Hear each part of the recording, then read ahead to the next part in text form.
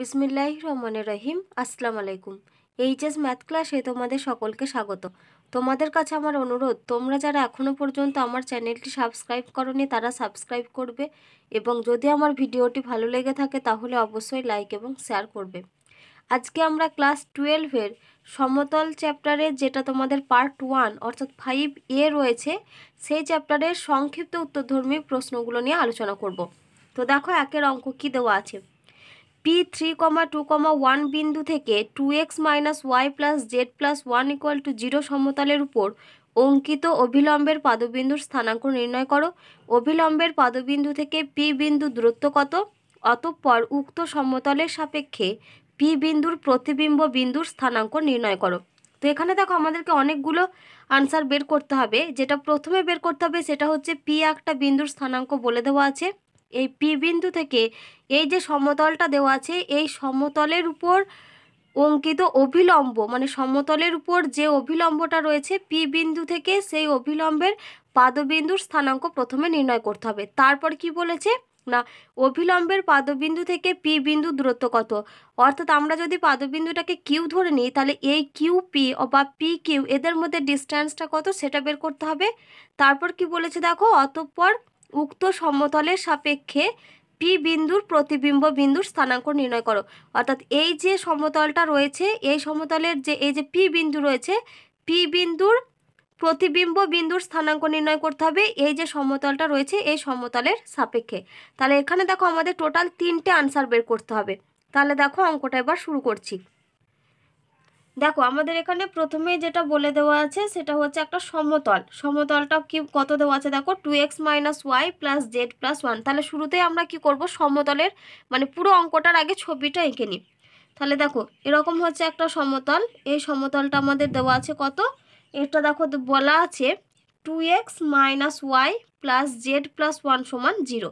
তাহলে এই সমতলটা হচ্ছে 2x - y + z + 1 = 0। কি বলেছে, পি বিন্দু থেকে সমতলের উপর অঙ্কিত অভিলম্বের পাদবিন্দুর স্থানাঙ্ক নির্ণয় করো। তাহলে মনে করো এরকম একটা জায়গাতে রয়েছে আমাদের পি বিন্দু। তাহলে এই পি বিন্দু যার স্থানাঙ্ক দেওয়া আছে দেখো 3,2,1। পি বিন্দু থেকে এই সমতলটার উপর কি করছি, একটা অভিলম্ব অঙ্কন করতে হচ্ছে। তাহলে অভিলম্ব মানে মনে করো এই হচ্ছে একটা লম্ব। তাহলে এই বিন্দুটার আমরা স্থানাঙ্ক, এই বিন্দুটার আমরা নাম দিচ্ছি কি, কিউ। তাহলে পি বিন্দু থেকে এই সমতলটার উপর যে অভিলম্বটা অঙ্কন করা হয়েছে সেটা হচ্ছে পি কিউ। আমাদেরকে প্রথমে যেটা বের করতে হবে সেটা হচ্ছে এই কিউ বিন্দুটার স্থানাঙ্ক, কারণ তোমাদের বইতে দেখো বলা আছে যে অঙ্কিত অভিলম্বের পাদবিন্দুর স্থানাঙ্ক। তো এখানে পাদবিন্দু কোনটা, পাদবিন্দুটা হচ্ছে কিউ, আমাদেরকে বের করতে হবে কিউ বিন্দুর স্থানাঙ্ক।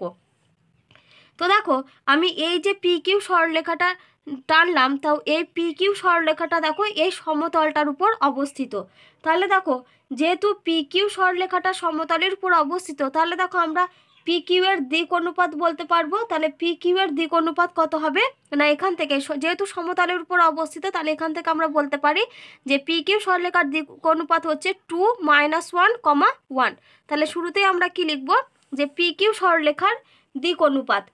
তাহলে এখানে কি লিখছে দেখো, তাহলে প্রথমে লিখবে যে পি কিউ সরলরেখা।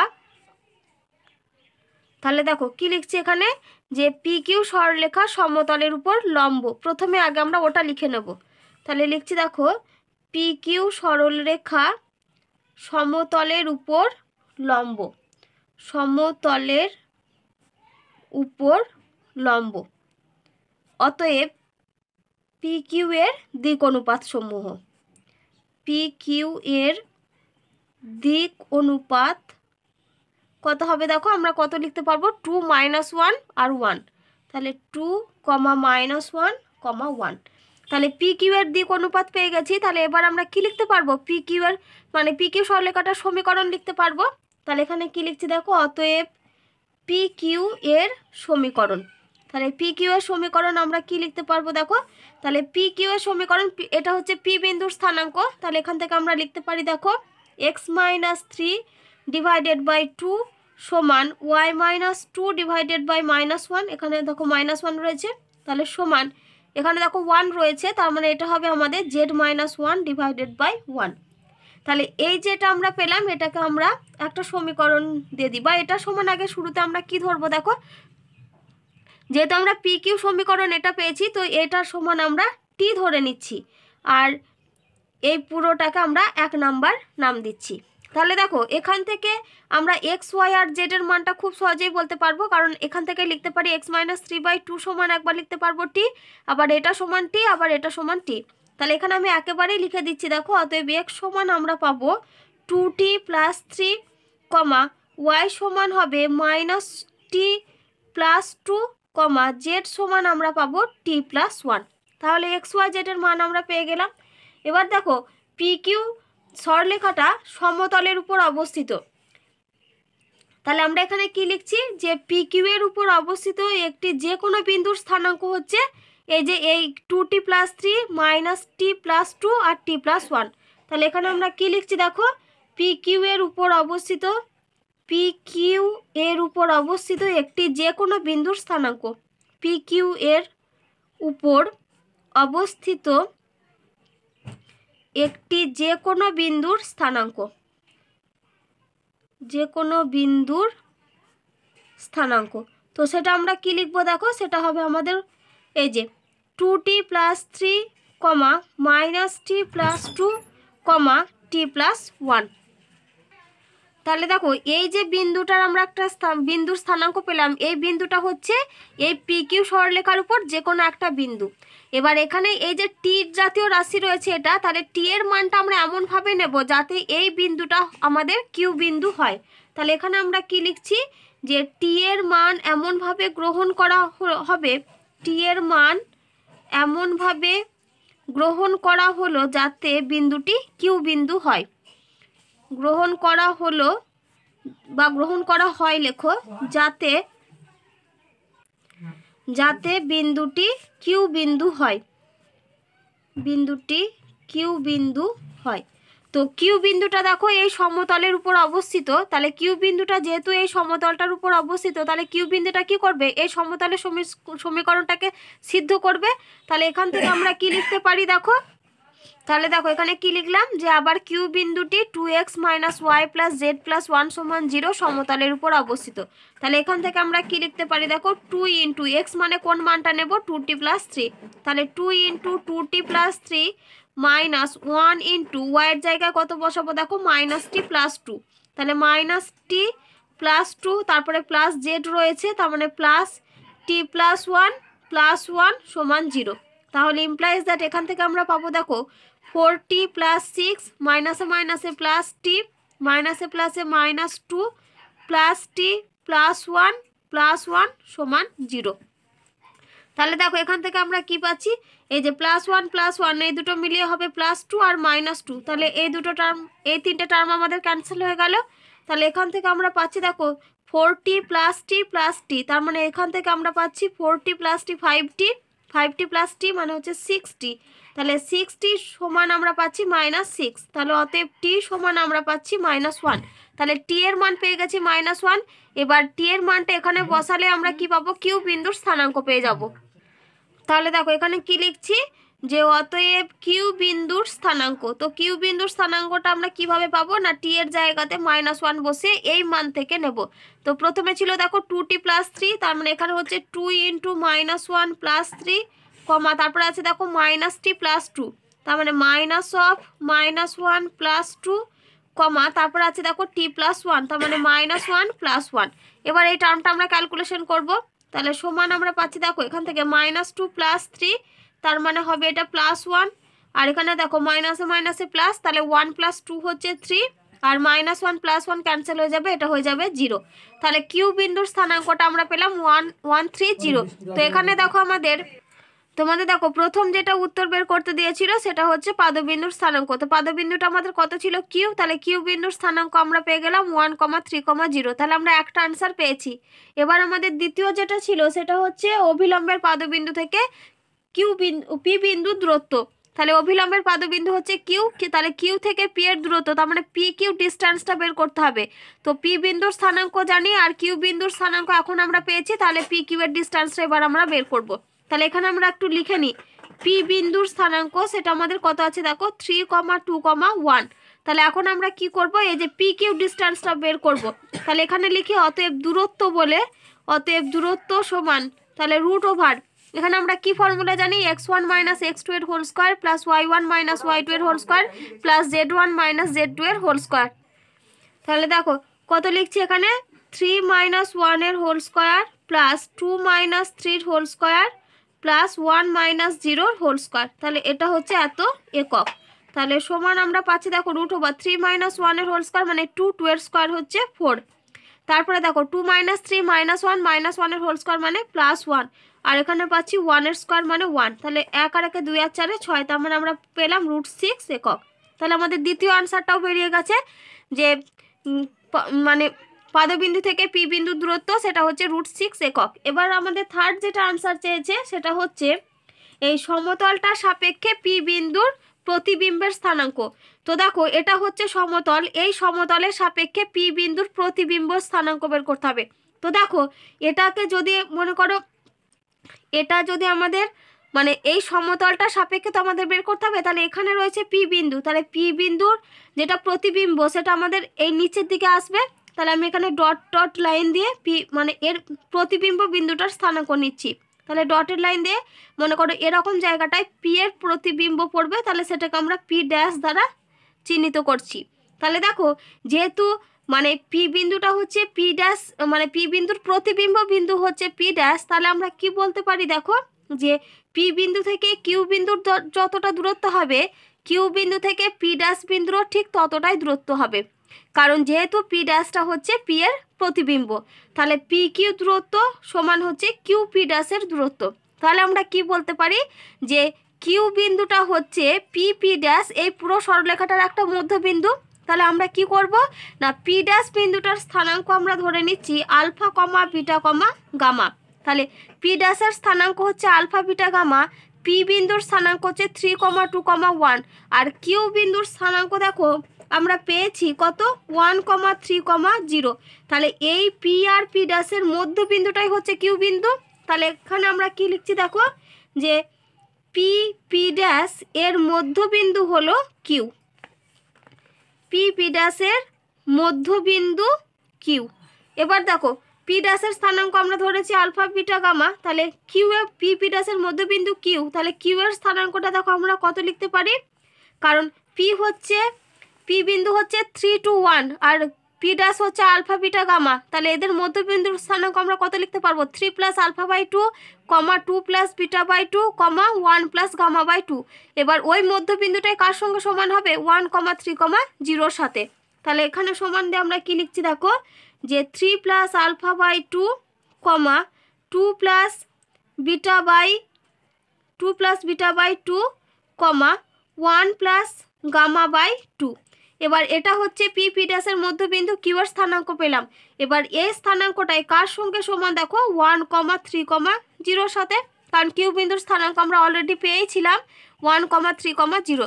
তাহলে আমরা কি করব এখানে উভয় পক্ষকে কম্পেয়ার করব। তাহলে এখানে আমরা কি লিখছি দেখো যে অতএব 3 + α/2 সমান 1 কম্পেয়ার করছি আমরা। আর একটা মান আমরা কি পাবো দেখো এখান থেকে 2 + β/2 সমান হচ্ছে 3, আর একটা আমরা পাবো 1 + গামা/2 সমান 0। তাহলে এখান থেকে আমরা আলফা বিটা গামার মানটা বের করব। তাহলে এখানে আমি একেবারেই লিখে দিচ্ছি দেখো আলফা সমান হচ্ছে 2 - 3, তাহলে সমান আমরা পাচ্ছি -1। এখান থেকে আমরা পাবো দেখো বিটা সমান 2, 3 = 6, আর এই দুইটা মাইনাস হয়ে আসবে, তাহলে 6 - 2 সমান হচ্ছে 4। আর এখান থেকে আমরা পাবো দেখো গামা সমান 2 × 0, আর এখান থেকে -1 হবে, তাহলে -1, তাহলে সমান হচ্ছে -1। তাহলে প্রতিবিম্ব বিন্দুটা অর্থাৎ পি ড্যাশের স্থানাঙ্ক আমরা কত পেলাম, পি ড্যাশ এর স্থানাঙ্ক হচ্ছে -1, 4, -1। তাহলে আমরা প্রতিবিম্ব বিন্দুর স্থানাঙ্ক কত পেলাম -1, 4, -1।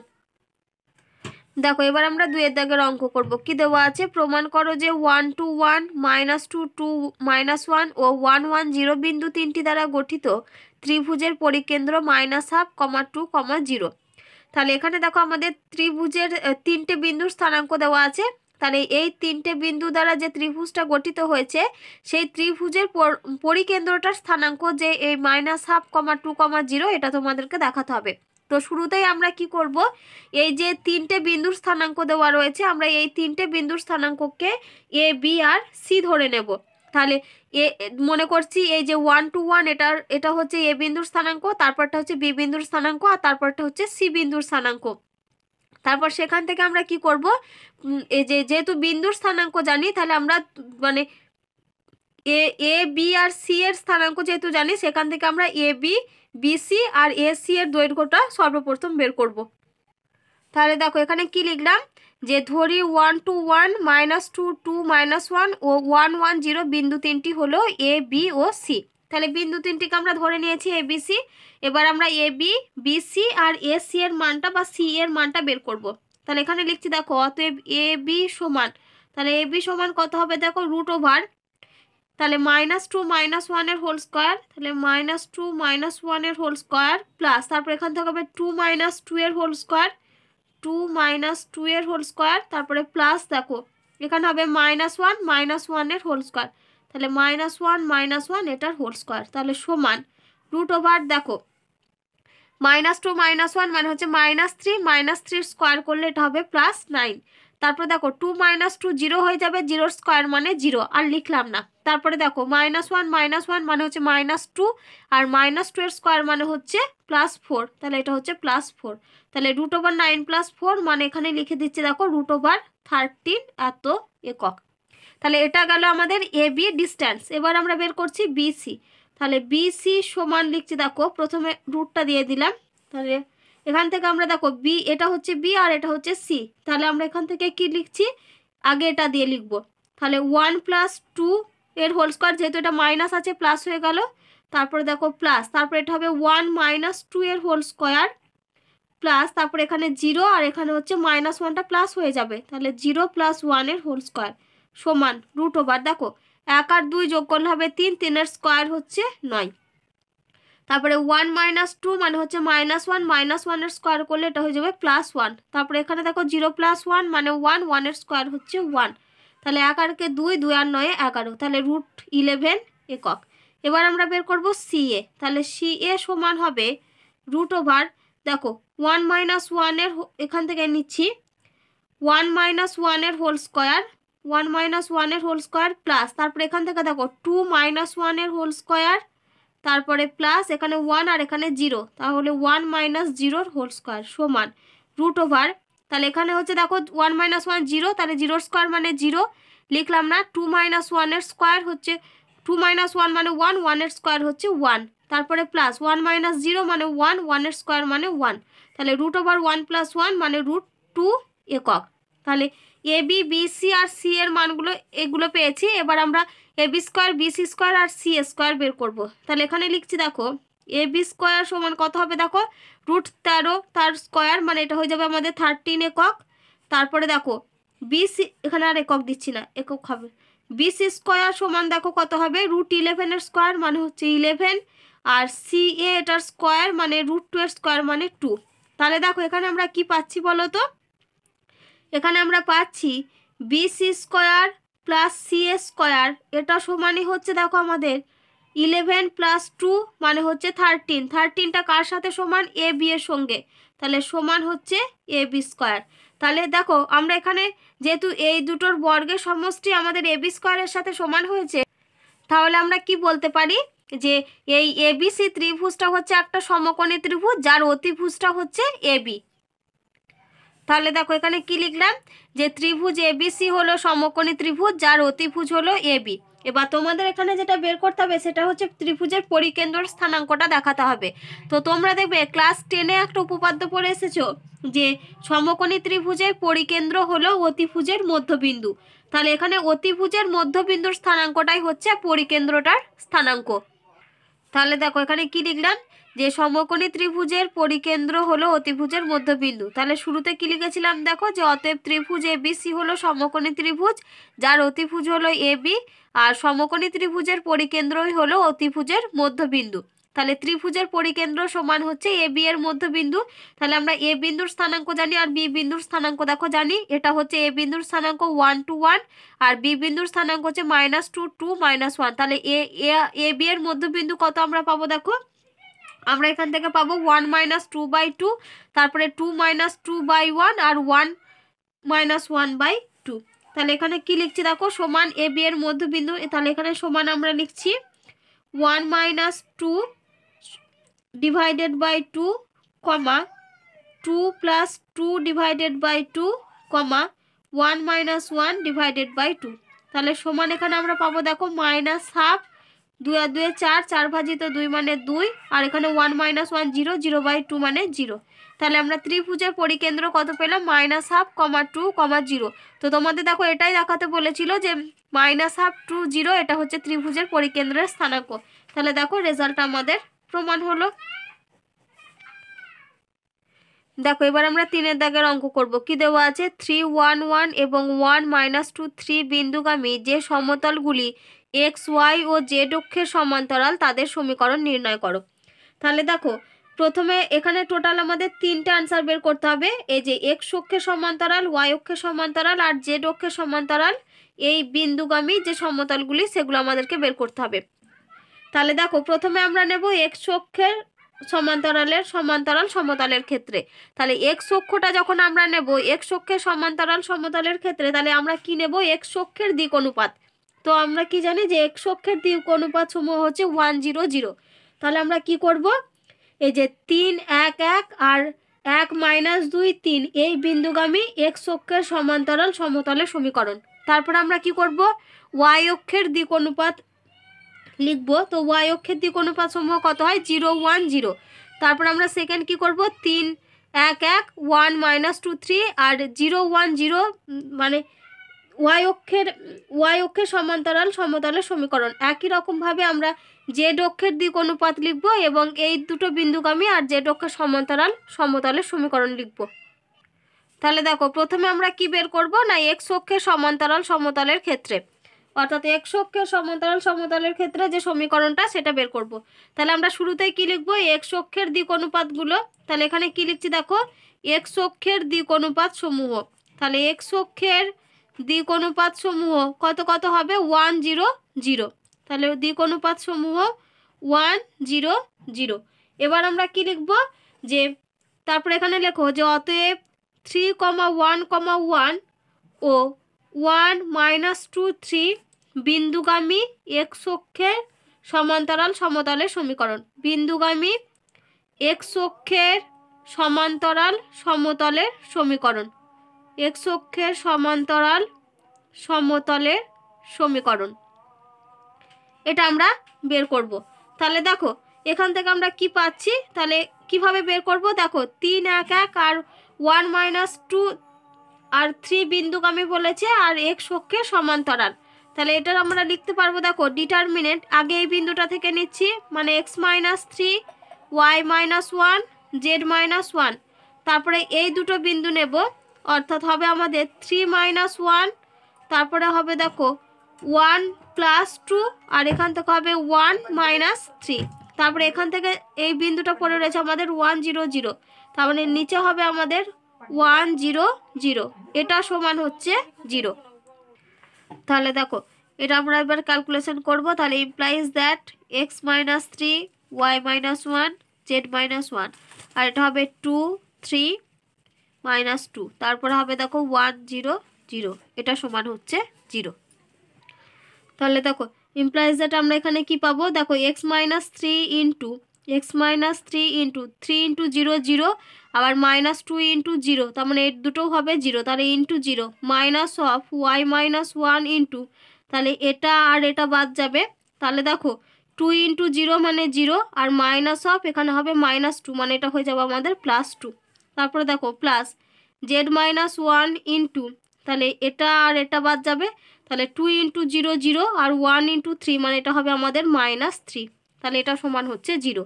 তাহলে ইমপ্লাইজ দ্যাট এখানে আমরা পাবো দেখো -2 গুণ হবে, তাহলে -2y + 2 আর এখানে -3 গুণ হবে, তাহলে -3z + 3 এটা সমান হচ্ছে 0। তাহলে এখান থেকে আমরা কি পাচ্ছি দেখো, -2y - 3z সমান হচ্ছে, এদিকে 2 + 3 মানে +5 হবে, এদিকে নিয়ে চলে আসছি -5। তাহলে মাইনাসটা ক্যান্সেল করে দিই উভয় পক্ষ থেকে, তাহলে 2y + 3z সমান হচ্ছে 5। তাহলে এটা হচ্ছে আমাদের এক্স অক্ষের সমান্তরাল সমতলের ক্ষেত্রে আমরা এই সমীকরণটা পেলাম, 2y + 3z সমান 5। দেখো এবার আমরা ওয়াই অক্ষের সমান্তরাল সমতলের ক্ষেত্রে বের করব। তাহলে এখানে কি লিখলাম, ওয়াই অক্ষের সমান্তরাল সমতলের ক্ষেত্রে। তাহলে ওয়াই অক্ষের দিক অনুপাত সমূহ হচ্ছে 0 1 0। তাহলে অতএব 3 1 1 ও 1 -2 3 বিন্দুগামী ওয়াই অক্ষের সমান্তরাল সমতলের সমীকরণ। তাহলে ওয়াই অক্ষের সমান্তরাল সমতলের সমীকরণ আমরা কি লিখব, প্রথমে হবে আমাদের x - 3 y - 1 z - 1। তারপরে নিচে হবে দেখো এই দুটো ডিফারেন্স 3 - 1 1 + 2 আর 1 - 3। আর নিচে হবে ওই ওয়াই অক্ষের যেটা দিক অনুপাত, এই যে 0 1 0 0 1 0। তাহলে এটা সমান হচ্ছে 0। তাহলে এখান থেকে আমরা ক্যালকুলেশন করব। তাহলে ইমপ্লাইজ দ্যাট এখানে আমরা পাচ্ছি দেখো x - 3 y - 1 z - 1, আর এটা হবে আমাদের 2 3, তারপরে এটা হবে আমাদের -2 আর 0 1 0। এটা সমান হচ্ছে 0। তাহলে ইমপ্লাইজ দ্যাট এখানে আমরা পাবো দেখো x - 3 ইন্টু, তাহলে 3 × 0 হচ্ছে 0, আর এখানে 1 × -2 আর তার আগে একটা মাইনাস থাকবে, মানে এটা আমাদের প্লাস হয়ে যাবে। তাহলে +2, তারপরে মাইনাস y - 1 ইন্টু, তাহলে এটা আর এটা বাদ যাবে, তাহলে 2 × 0 0 আর 0 × -2 মানে 0, তাহলে এটা হয়ে গেল 0। তারপরে প্লাস z - 1 ইন্টু, তাহলে এটা আর এটা বাদ যাবে, তার মানে এখানে 2 × 1 -3 × 0, তাহলে এখানে শুধুমাত্র গুণ হবে 2, তাহলে এটা সমান হচ্ছে 0। তাহলে ইমপ্লাইজ দ্যাট 2x - 6, আর এখানে আমরা পাবো দেখো +2z - 2 সমান হচ্ছে 0। তাহলে ইমপ্লাইজ দ্যাট এখানে আমরা পাচ্ছি দেখো 2x + 2z এটা সমান হচ্ছে 4। তাহলে অতএব x + z সমান 6 আর 2, এটা হবে 8, এটা হবে 8 -6 - 2 -8 -8টাকে এদিকে নিয়ে এলাম +8, তাহলে দুদিক থেকে 2 ক্যান্সেল করছি, তাহলে x + z সমান হচ্ছে 4। তাহলে আমরা ওয়াই অক্ষের সমান্তরাল সমতলের ক্ষেত্রে আমরা সমীকরণটা কি পেলাম, x + z সমান 4। তাহলে এটা হচ্ছে আমাদের যে এই যে 3 1 1 আর 1 - 2 3 বিন্দুগামী ওয়াই অক্ষের সমান্তরাল সমতলের সমীকরণ x + z সমান 4।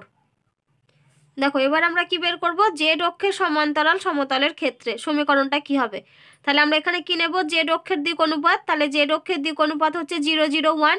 তাহলে অতএব 3 1 1 ও 1 - 2 3 বিন্দুগামী জেড অক্ষের সমান্তরাল সমতলের সমীকরণ। তাহলে এটা আমাদের কি হবে দেখো, ডিটারমিনেন্ট শুরুতে আসবে x - 3 y - 1 z - 1, তারপরে হবে 3 - 1 1 + 2 আর 1 - 3, আর নিচে হবে জেড অক্ষের দিক অনুপাত 0 0 1।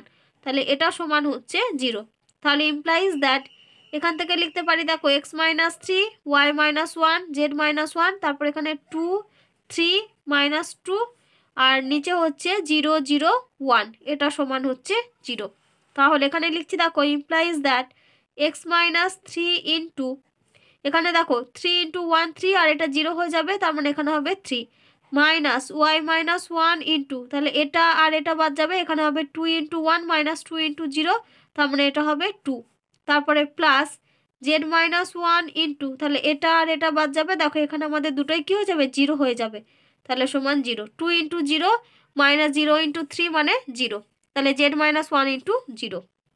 তাহলে ইমপ্লাইজ দ্যাট 3x - 9, আর এখানে আমরা পাবো দেখো -2y মাইনাসে মাইনাসে +2 সমান হচ্ছে 0। তাহলে ইমপ্লাইজ দ্যাট 3x - 2y, তাহলে এখানে হচ্ছে -9 + 2 -7, তাহলে এদিকে হয়ে এলে হবে +7। তাহলে আমরা কি পেলাম এখানে, যে জেড অক্ষের সমান্তরাল সমতলের ক্ষেত্রে 3 1 1 ও 1 - 2 3 বিন্দুগামী জেড অক্ষের সমান্তরাল সমতলের সমীকরণ কত পেলাম আমরা, 3x - 2y সমান 7। দেখো এবার আমরা 4 অঙ্ক করব। কি দেওয়া আছে, মূলবিন্দু থেকে যে সমতলের উপর অঙ্কিত লম্বের পাদবিন্দু 2 3 -1 তার সমীকরণ নির্ণয় করো। তো এখানে দেখো মূলবিন্দু থেকে একটা সমতলের উপর যে লম্ব অঙ্কন করা হয়েছে, সেই লম্বের পাদবিন্দুর স্থানাঙ্কটা দেওয়া আছে 2 3 -1। আমাদেরকে সমতলের সমীকরণটা বের করতে হবে।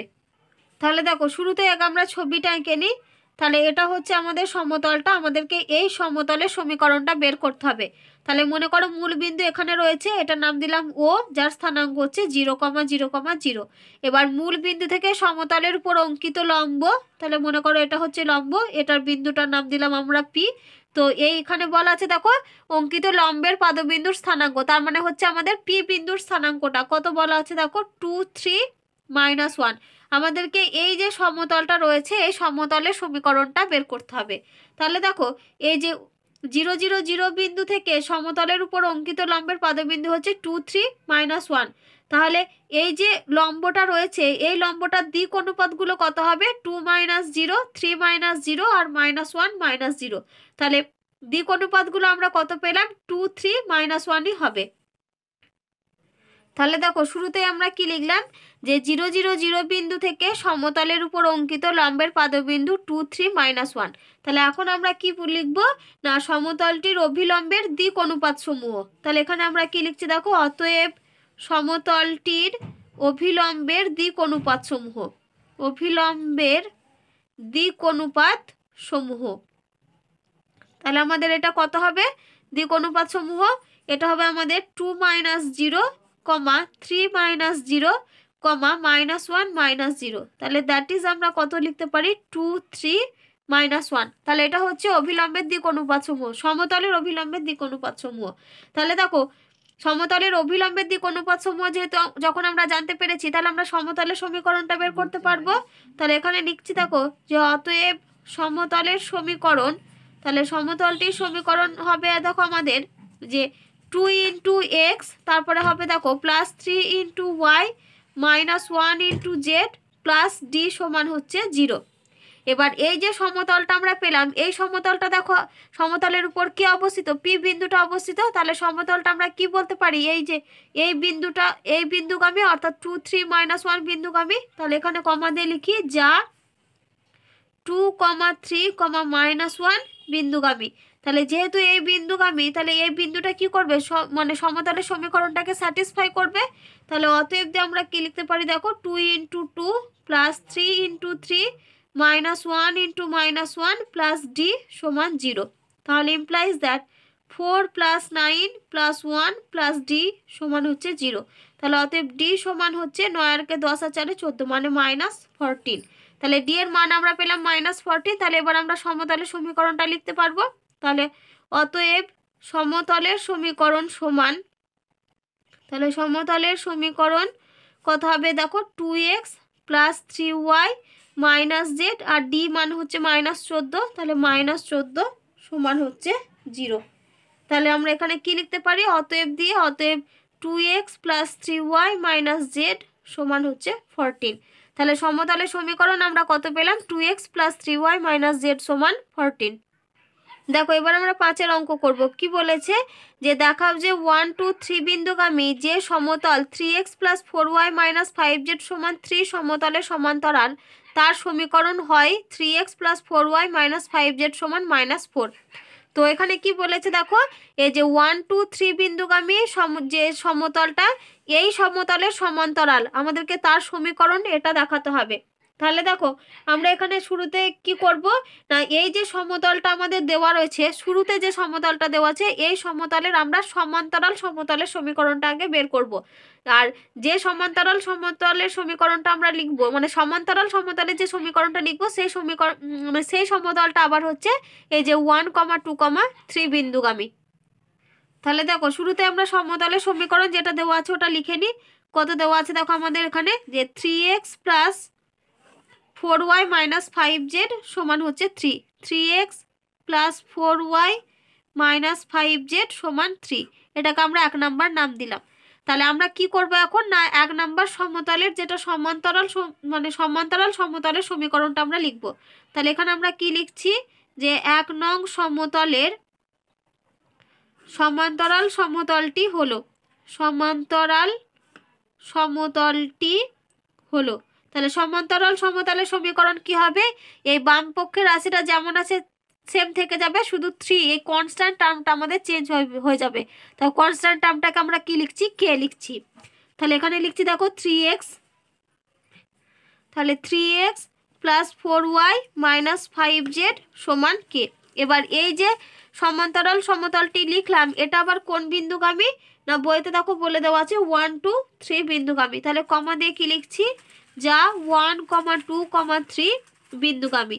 তাহলে এই যদি বিন্দুগামী হয় তাহলে আমরা কি করব, এক্স ওয়াই আর জেডের জায়গায় এই মানটা বসাতে পারবো। তাহলে অতএব 3 × 1 + 4 × 2 - 5 × 3 = k। তাহলে ইমপ্লাইজ দ্যাট 3 + 8 - 15 = k। তাহলে অতএব k সমান আমরা পাচ্ছি 8 × 3 = 11, 11 - 15 মানে হচ্ছে -4। তাহলে k সমান আমরা পাচ্ছি -4।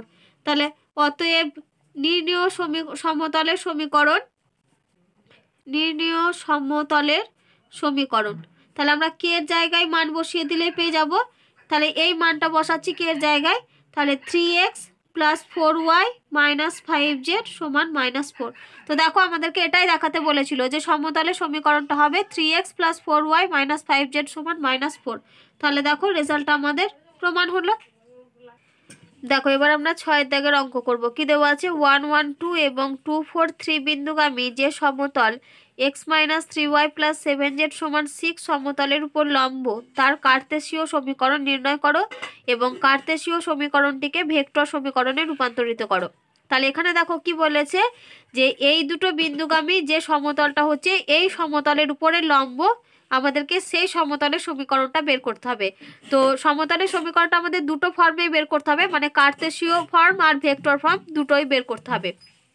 তো আমরা এখানে কি করব, যে এই যে 1 1 2 বিন্দুগামী সমতলের সমীকরণটা বের করব, মানে সমতলের সমীকরণটা লিখব। যে সমীকরণটা কি হবে না 2, 4, 3 বিন্দুগামী হবে। তাহলে দেখো শুরুতে আমরা কি লিখছি, যে ধরি 1 1 2 বিন্দুগামী সমতলের সমীকরণটি হলো। তাহলে এখানে কি লিখছি দেখো, যে ধরি 1, 1, 2 বিন্দুগামী সমতলের সমীকরণ, বিন্দুগামী সমতলের সমীকরণটি হলো। তাহলে 1 1 2 বিন্দুগামী সমতলের সমীকরণটা আমাদের কত হবে, a × x - 1 মানে একটা বিন্দুগামী সমতলের যেটা আর কি সমীকরণের form, plus b × y - 1 plus c × z - 2 = 0। তাহলে এটাকে আমরা 1 নাম্বার নাম দিলাম। এবার 1 নাম্বার এই সমতলটা আবার কোন বিন্দুগামী না, 1 নাম্বার এই সমতলটি হচ্ছে আমাদের 2, 4, 3 বিন্দুগামী। আর এই যে এ বি সি গুলো আমরা লিখেছি, যেখানে এ বি সি গুলো কি, এখানে এ বি সি গুলো হলো সমতলের অভিলম্বের দিক অনুপাত সমূহ। তোমরা এখানে ওটা লিখেও দিতে পারো, যে যেখানে এ, বি, সি হলো সমতলটির অভিলম্বের দিক অনুপাত সমূহ।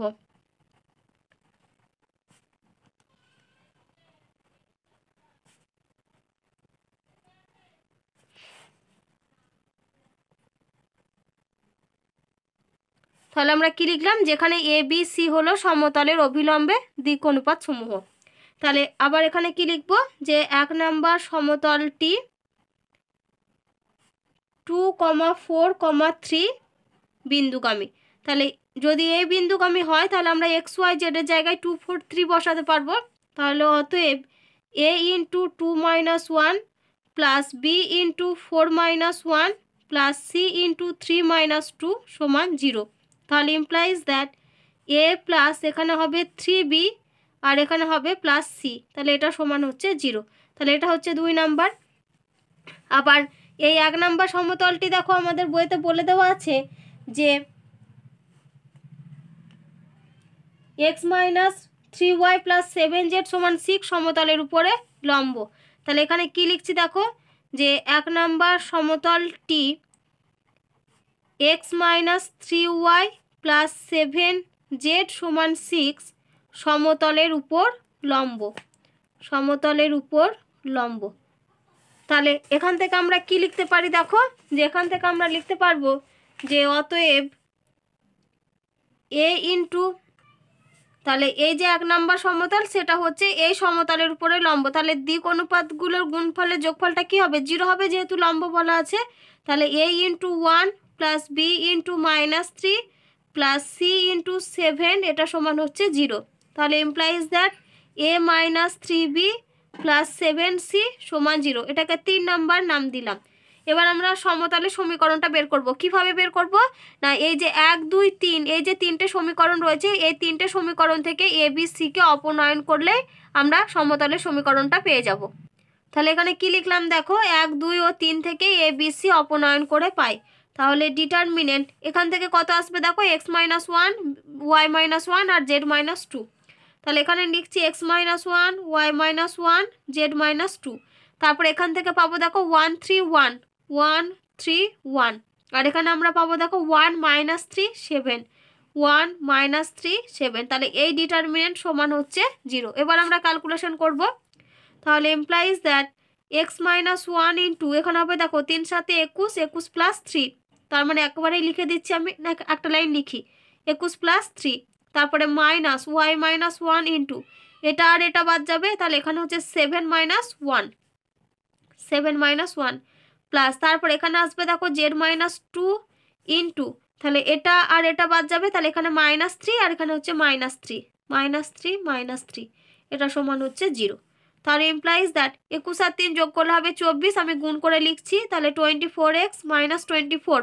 তারপরে এটা হচ্ছে 6, তাহলে এটা হচ্ছে 6, তার মানে এখানে হবে আমাদের -6y আর মাইনাসে মাইনাসে +6। তারপরে এখানে দেখো -6 গুণ হবে, তার মানে এখানে আমরা পাবো -6z আর মাইনাসে মাইনাসে +12 সমান হচ্ছে 0। তাহলে implies that 24x - 6y - 6z। আর এখানে দেখো 12 আর 6 18 আর -24 + 18 মানে হচ্ছে -6, এটা সমান হচ্ছে 0। তাহলে এবার আমরা 6 কমন নিয়ে ক্যান্সেল করে দিই। তাহলে implies that 4x - y - z-1 সমান হচ্ছে 0। তাহলে implies that 4x - y - z সমান হচ্ছে 1। তাহলে এই যে সমতলের সমীকরণটা আমরা পেলাম, এটা হচ্ছে কার্তেশীয় সমীকরণ। তাহলে আমরা কার্তেশীয় সমীকরণ কত পেলাম দেখো, কার্তেশীয় সমীকরণটি হলো 4x - y - z সমান 1। এবার আমাদেরকে ভেক্টর রূপটিও লিখতে বলেছে, তাহলে এখানে লিখি অতএব ভেক্টর সমীকরণটি হলো, তাহলে ভেক্টর সমীকরণ আমরা কি লিখব, আর ভেক্টর ডট এখান থেকে আমরা কি লিখব, আমরা পাবো 4i cap - j cap - k cap, এটা সমান হচ্ছে 1। তাহলে এটা হচ্ছে আমাদের কার্তেশীয় সমীকরণ আর এটা হচ্ছে আমাদের ভেক্টর সমীকরণ। এবার এই যে 7-এর অঙ্কটা রয়েছে, 7-এর অঙ্কটা সেম অঙ্ক হচ্ছে 6-এর অঙ্কটা, মানে একই প্রসেসে, এখানে শুধুমাত্র মানে সমতলের সমীকরণটা তোমাদেরকে দেখাতে হবে। এখানে যেমন সমতলের সমীকরণটা কি কার্তেশীয় সমীকরণ আর ভেক্টর সমীকরণ দুটো লিখতে বলেছিল, তো এখানে শুধুমাত্র যে কার্তেশীয় সমীকরণটাই এটা তোমাদেরকে দেখাতে হবে। তো সেম প্রসেস, মানে 6 আর 7 একই অঙ্ক, তো তোমরা 7-এর অঙ্কটা নিজেরা করে নিও। আমি তোমাদের 8-এর অঙ্কটা করাবো।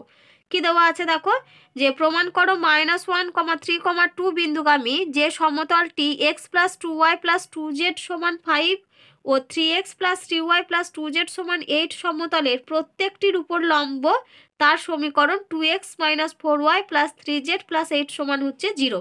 তো আমাদের এখানে কি দেখাতে হবে না, এই বিন্দুগামী যে সমতল, সেই সমতলটা কি হচ্ছে না, এই যে দুটো সমতল রয়েছে, এই দুটো সমতলের প্রত্যেকটার উপর লম্ব, তার সমীকরণ হচ্ছে এটা, সেটা তোমাদের দেখাতে হবে। তাহলে দেখো শুরুতেই আমরা কি করব না, যে বিন্দুটা বলা আছে -1, 3, 2, তাহলে ওই বিন্দুগামী আমরা সমতলের সমীকরণটা প্রথমে লিখে নেব। তাহলে এখানে কি লিখছি দেখো, -1, 3, 2 বিন্দুগামী সমতলের সমীকরণ, বিন্দুগামী সমতলের সমীকরণ। তাহলে এটা আমাদের কত হবে দেখো, a × x + 1 plus b × y - 3 plus c × z - 2, এটা সমান হচ্ছে 0। তাহলে যেখানে এ বি সিটা কি না, সমতলের অভিলম্বের দিক অনুপাত সমূহ, তো এটাকে আমরা 1 নাম্বার নাম দিলাম। তাহলে এই 1 নাম্বার সমতলটি দেখো, আমাদের দুটো সমতলের সমীকরণ দেওয়া আছে, তাদের উপরে কি লম্ব। তাহলে এখানে কি লিখছি দেখো, যে 1 নাম্বার সমতলটি x + 2y + 2z সমান 5 ও 3x + 3y + 2z সমান 8 সমতল দুটির সাথে বা সমতল দুটির উপর লম্ব, সমতল দুটির উপর লম্ব। তাহলে যেহেতু সমতল দুটির উপর লম্ব এই সমতলটা, তাহলে এখান থেকে আমরা কি লিখতে পারি দেখো, এখানে আমরা কত পাবো, এখানে আমরা পাবো a × 1 plus b × 2 plus c × 2 সমান হচ্ছে 0। আর একটা আমরা কত পাবো, এখান থেকে দেখো আমরা পাবো a × 3 plus b × 3 plus c into two সমান হচ্ছে 0। তাহলে ইমপ্লাইজ দ্যাট এখান থেকে আমরা পাচ্ছি এ প্লাস 2b প্লাস 2c সমান 0, আর এখান থেকে আমরা পাবো 3a প্লাস 3b প্লাস এটা হচ্ছে 2c সমান হচ্ছে 0। তাহলে এটাকে 2 নাম্বার নাম দিলাম আর এটাকে 3 নাম্বার নাম দিলাম। তাহলে এখন আমরা কি করব, 2 আর 3 থেকে এ বি আর সি এর মানটা বের করে নেব। তাহলে আমরা কি করছি, বজ্র গুণন পদ্ধতিতে আমরা মানটা বের করছি। তাহলে অতএব এখানে যদি আমরা পরপর সমীকরণ দুটো একটু লিখি আমাদের বুঝতে সুবিধা হবে। এ প্লাস 2b প্লাস 2c সমান 0 আর হচ্ছে 3a plus 3b plus 2c সমান 0। তাহলে এখান থেকে আমরা লিখছি অতএব এ ডিভাইডেড বাই সমান বি ডিভাইডেড বাই সমান সি ডিভাইডেড বাই। তাহলে এ নিচ্ছি মানে এটা বাদ যাবে আমাদের। তাহলে এখান থেকে আমরা পাবো দেখো 4 মাইনাস 6, এই যে 2 2 4 মাইনাস 2 3 6, তার মানে 4 মাইনাস 6। তারপরে বি রয়েছে মানে এটা বাদ যাবে। তাহলে এখানে হবে আমাদের এই দিক থেকে আসবে 6, 2 আর 3 6, আর এখানে হবে 1 ইন্টু 2 1, তার মানে 1 ইন্টু 2 2। তাহলে এটা হচ্ছে আমাদের 6 মাইনাস 2। তারপরে সি এটা বাদ যাবে। তাহলে এখানে আমরা পাবো দেখো এখানে হচ্ছে 1 ইন্টু 3 3, আর 2 ইন্টু 3 হচ্ছে 6, তার মানে এটা হচ্ছে 3 মাইনাস 6। তাহলে এটা সমান আমরা একটা কনস্ট্যান্ট কে ধরে নিই। তাহলে এটা সমান কে, যেখানে কেটা কি হয় নট ইকাল টু 0। তাহলে এখানে আমরা কি পাচ্ছি দেখো, অতএব এ সমান একেবারে লিখে দিই 4 মাইনাস 6 মানে হচ্ছে মাইনাস টু ইন্টু কে মানে এটা হচ্ছে মাইনাস 2k। তারপরে বি সমান 6 মাইনাস 2 4, 4 ইন্টু কে 4k। আর সি সমান হচ্ছে 3 মাইনাস 6 মানে হচ্ছে মাইনাস 3 ইন্টু কে মানে হচ্ছে মাইনাস 3k। তাহলে এ বি আর সি এর মানটা পেয়ে গেছি। এবার দেখো এখান থেকে আমরা কি করব, এ বি সি এর মান যে পেয়ে গেছি আমরা এই 1 নম্বর সমীকরণে এ বি সি এর মানটা বসিয়ে দেবো। তো এখানে এ বি আর সি, এ মানে কত, এ মানে আমরা পেয়েছি মাইনাস 2k, বি হচ্ছে 4k, আর সি হচ্ছে মাইনাস 3k। তাহলে এখানে কি লিখি দেখো, অতএব প্রথমে হচ্ছে মাইনাস 2k, তাহলে minus 2k into x plus 1, তারপরে বি হচ্ছে 4k, তাহলে plus 4k into y minus 3, তারপরে সি হচ্ছে মাইনাস 3k, তার মানে সি এর জায়গায় আমরা এখানে মাইনাস 3k বসাবো। তাহলে minus 3k into z minus 2 সমান হচ্ছে 0। তাহলে ইমপ্লাইজ দ্যাট আমরা কে টার্মটা ক্যান্সেল করে দিচ্ছি। তাহলে আমরা এখানে পাবো দেখো কে টার্মটা একেবারে ক্যান্সেল করেই লিখছি। তাহলে আমরা এখানে পাবো দেখো minus 2 into x plus 1 plus 4 into y minus 3 minus 3 into z minus 2, এটা সমান হচ্ছে 0। তাহলে ইমপ্লাইজ দ্যাট আমরা পাবো minus 2x minus 2 plus 4y minus 12 minus 3z plus 6 সমান হচ্ছে 0।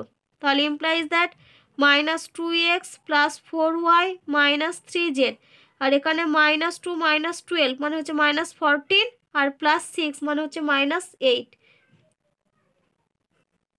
তাহলে মাইনাস 8 সমান হচ্ছে 0। তাহলে এবার আমরা মাইনাসটা গুণ করে লিখে দিই। তাহলে অতএব আমরা পাবো 2x minus 4y plus 3z plus 8 সমান হচ্ছে 0। তাহলে আমরা সমতলের সমীকরণ কত পেলাম, 2x minus 4y plus 3z plus 8 সমান 0। তো দেখো তোমাদের সমতলের সমীকরণ এটাই দেখাতে বলেছিল, 2x minus 4y plus 3z plus 8 সমান 0। তাহলে দেখো যেটা আমাদের বের করতে দিয়েছিল ওটাই এসেছে। তাহলে দেখো রেজাল্ট আমাদের প্রমাণ হলো। তাহলে তোমরা কিন্তু অতএব যে শেষে লিখে দেবে যে অতএব সমতলের সমীকরণটি হলো 2x minus 4y plus 3z plus 8 সমান 0, দিয়ে তারপরে শেষে প্রুফ কথাটা লিখে দেবে।